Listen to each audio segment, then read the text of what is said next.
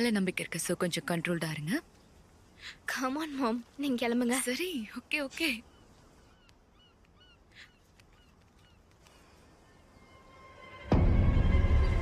யார் அது?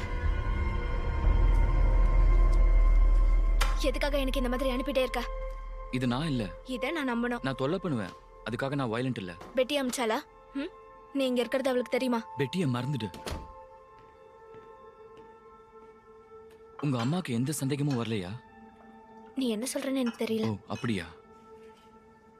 இன்னைக்கு நைட் இதை பத்தி டிஸ்கஸ் பண்ணலாம். மெலோஸ், அஞ்சலி செலுத்துறதுக்கு வைக்கிற பூடாது.